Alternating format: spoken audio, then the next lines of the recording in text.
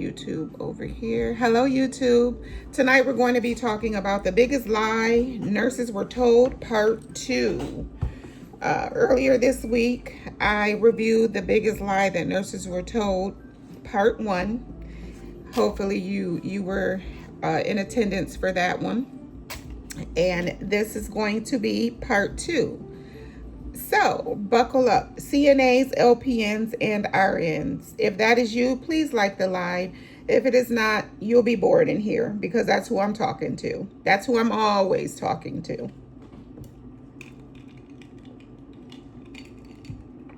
This is for nurses. Good evening, nurses. How are you? What area of nursing are you working in? And if you are a nurse, kindly like the live. If you're not, have a wonderful evening.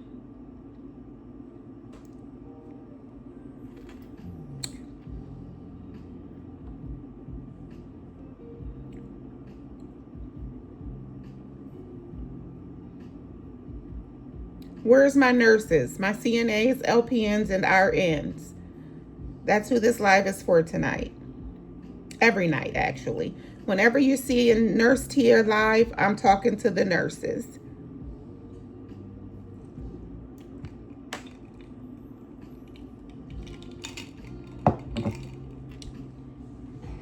Let's get started. All right. The biggest lie nurses were told, part 2. The biggest lie nurses were told wasn't that just work hard. It was to believe that someone else would always take care of your future, which we know that's just not true. Not only do they not take care of your future, but let's be real here. They don't even care about your present. Your employer, your managers, your coworkers, no one cares about your present being. No one cares about your home life. No one cares about what struggles you have at home. So they definitely don't care about your future, okay? Most nurses were taught one formula. You graduate, right? You graduate from nursing school. You get a good job. You be loyal to that job. You stay loyal to that job. You are to operate as a team player. Now, in healthcare talk, that means when they're short, you're supposed to do extra work. Let's be real. That's what that means. You're supposed to pick up overtime and you retire on a fixed goddamn income. Yeah, on a fixed income.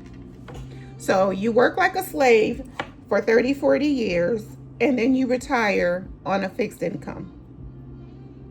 And let's be honest, you're going to have arthritis. Well, most nurses will have arthritis or some kind of inflammation setting into their bodies, their joints, things of that nature. And after all of that, giving your entire life to this profession, working under horrible conditions, you're going to retire on a fixed income. That's it. But somewhere along the way, many of us confuse employment with security.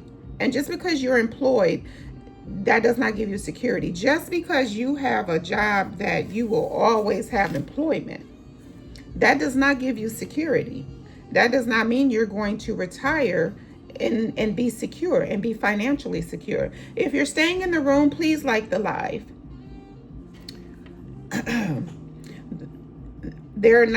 Security and employment are just not the same thing. They're just not. You can always find employment. Security is totally different. That's a totally different monster.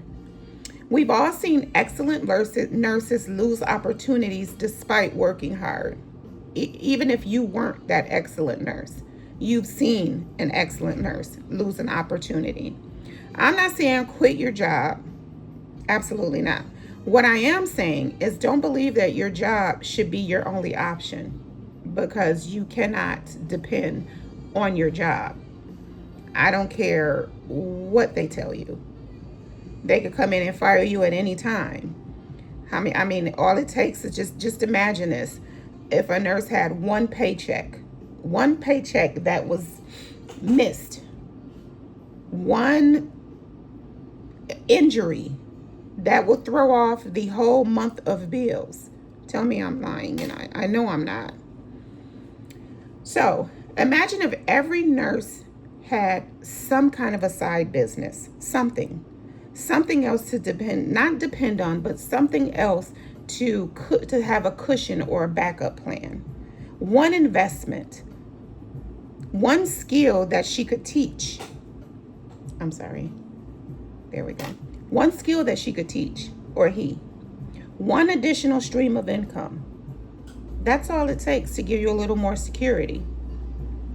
Think about that. Would you feel trapped in toxic environments? Would you stay in these toxic environments? I know there's been times where I knew that I should have left a job, but because I did not have a backup, I stayed. I stayed and dealt with the toxicity, the backstabbing, the high turnover rate, constantly training new nurses because it was like a revolving door. Nurses in and nurses out. CNAs in and CNAs out. Constantly working short, constantly working under duress, constantly having harmful patients with being verbally abusive, physically abusive, and there being no kind of support system for you. I've stayed in these environments because I didn't have anywhere else to go, because the next place was going to be exactly the same. At least this place, I knew my evil. I knew the monster at this place. If I go to a different nursing home or hospital, my God, what would I be dealing with there? Ooh, what kind of issues would I have to deal with? So I stayed. But if I had back then had different streams of income and I was not depending on that one job, that one paycheck, I don't think I would have been so apt to stay. So, would we feel pressured to work every single shift of overtime if we had extra streams of income coming in from elsewhere? I know I wouldn't. I wouldn't have worked. There's been times when my children were younger, I used to work 5 16-hour shifts in a week. I swear to God. 5 16-hour shifts every week. Every week. I was living in Detroit, and at that facility, this is the reason that I did it. Well, hence, I have half a dozen children. So, yeah, I have 3 sons and 3 daughters. So I had a huge family. And when I first moved to Detroit from my hometown, which is Grand Rapids, Michigan, when I first moved to Detroit, the job that I found, they supplemented your income in such a way that everything over 8 hours was time and a half. So that's how I would bust out my overtime. So hello, thank you. I love your name. So that's how I would bust out my overtime, is I would work 16-hour shifts. So my overtime rate would be horrendous. But you guys, it went right. I got it, and it went right back out the door because my family was so huge. And because I worked so much, we had to live in a certain zip code that I knew would be safe for my babies. And I had to drive a huge car. So yeah, I made money, but I paid money out too at the same time. Anyhow, I missed so much of my children's lives because I was always at work. I feel like I failed them miserably because I was never home. And the couple of days that I was home, hell, one of those days I slept the entire day, because even though I was in my 30s and I was young, damn, I just worked 5 16-hour shifts this week. So that one day, I slept almost the entire day. So I said all that to say, yeah, 6 figures, I made that easily, but I missed my children's life. I missed so many milestones. I missed working all of those hours. Now, had I had some other supplemental income, a business, a successful business, if I had been utilizing my nursing license in other ways, to where I did not have to leave the home, I would not have missed on all of those milestones with my children. That is what I'm saying to you. You do not have to rely on just bedside nursing. If you have a license, you have a skill, many skills. Fuck that. Not one skill, many skills. And people will pay you to learn those skills. The goal isn't to leave nursing. Absolutely not. The goal is to make sure nursing gives you choices instead of taking the choices away. And sometimes that means you have to find these choices and create them for yourself. But trust and believe, they are there. They are there. So, if this resonated with you, follow me. What's one skill? I want all of you that are in the chat right now. If you're a nurse, a CNA, LPN, or RN, I have a question for you, and I would like for you to answer. What is one skill you already have that could earn you income outside of your regular nursing job? Tell me in the chat. Tell me in the comments. I'm gonna give you a couple minutes.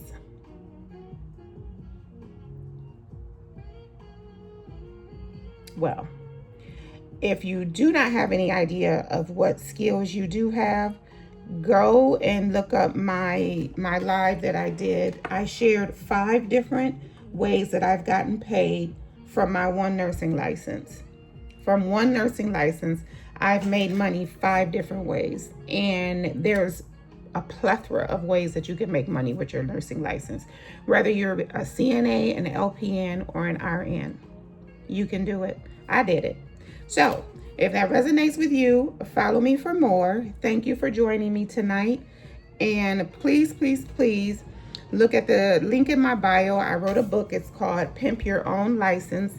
It shows you how to start your own nurse staffing business, or how to become an independent contract nurse, which I've done that on my own, cutting out the middleman all the way in Montana. I live in Florida. I was on a travel assignment and I decided to start a business too. And then I contracted myself out in Wyoming, cut the middleman out. I told them, this is what you can pay me. I will give you 12 weeks. And that's what we did. And I can show you how to do it as well. You could be a CNA, LPN, or RN, or advanced practice registered nurse. All right. Thank you so much for joining me. Have a wonderful evening. Thank you, YouTube.